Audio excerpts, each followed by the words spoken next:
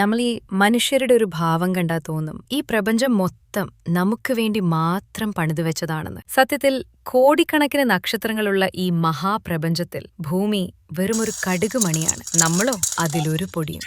എന്നാൽ കല്യാണത്തിന്റെ കാര്യം വരുമ്പോഴാണ് ഇതിലും വലിയ കോമഡി. ഒരു കൂരയ്ക്ക് കീഴിൽ കഞ്ഞിയും കുടിച്ച് ഒരുമിച്ച് ജീവിക്കേണ്ടത് രണ്ട് പച്ച മനുഷ്യന്മാരാണ്. അവർക്ക് പരസ്പരം മനസ്സിലാക്കാൻ പറ്റുമോ, സ്വഭാവം ഒത്തുവരുമോ എന്നതിലൊന്നും ഇവിടെ ആർക്കും വലിയ കാര്യമില്ല. പിന്നെയോ കോടിക്കണക്കിന് മൈലുകൾക്കപ്പുറം കിടക്കുന്ന ചൊവ്വയ്ക്ക് ഇവരെ തമ്മിൽ ഒന്നിപ്പിക്കാൻ വല്ല താല്പര്യവുമുണ്ടോ എന്നാണ് നമ്മൾ പ്രശ്നമാണല്ലോ നായരെ.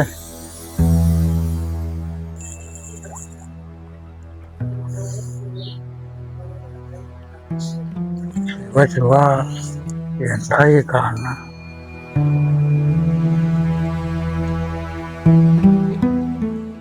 ആകെ പ്രശ്നങ്ങളാണല്ലോ നായരെ.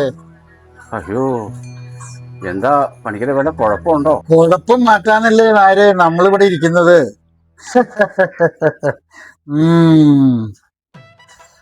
ഏഴാം ഭാവത്തിൽ ചൊവ്വ കിടന്ന് ഇങ്ങനെ കളിക്കുക. രാഹുവും കേതുവും പിന്നെ സർക്കസ് വേറെ.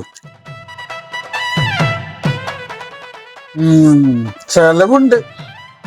മംഗല്യപൂജ, അതുമായി ബന്ധപ്പെട്ട കേസുകൾ. ഈ കുട്ടിയുടെ ശരീരത്തിൽ പല പല പ്രശ്നങ്ങളുണ്ട്. ദശാസന്ധിയുടെ അങ്ങേ അറ്റം കിടന്ന് പുകയാണ്.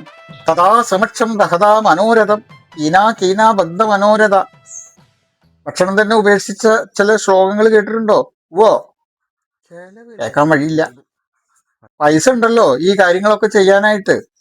അപ്പൊ അത് സ്വരൂപിച്ച് കാര്യങ്ങളൊക്കെ റെഡിയാക്കിയിട്ട് ഈ കുട്ടിയുടെ ദശാസന്ധി ആയിട്ട് തീർക്കുക വേണം, ചെയ്യണം. ഈ പ്രശ്നങ്ങൾ മുഴുവൻ തീരണമെന്നുണ്ടെങ്കിൽ ചെലവ് ചെയ്തേ പറ്റൂ.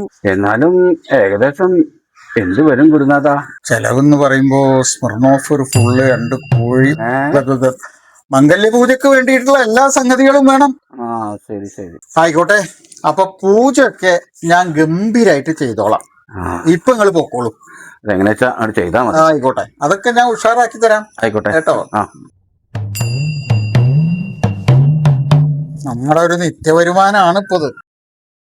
ഇയാളെ പെൻഷൻ വരെ ഞാൻ വാങ്ങും. ജീവിച്ചു പോണ്ടേ ഭഗവാനെ, കാത്തു രക്ഷിക്കണേ. ഈ പൂജയോടെ തന്റെ കഷ്ടകാലം തീർന്നെന്ന ആശ്വാസത്തിലാണ് ആ പാവം വീട്ടിലേക്ക് പോയത്. പക്ഷേ യഥാർത്ഥ കഷ്ടകാലം തുടങ്ങാൻ പോകുന്നതേയുള്ളൂ എന്ന് അയാൾ അറിയുന്നുണ്ടോ? എന്തായാലും പണിക്കരുടെ ഈ കള്ളച്ചിരി എത്ര ദിവസം നീണ്ടു നിൽക്കുമെന്ന് നമുക്ക് കാത്തിരുന്ന് കാണാം.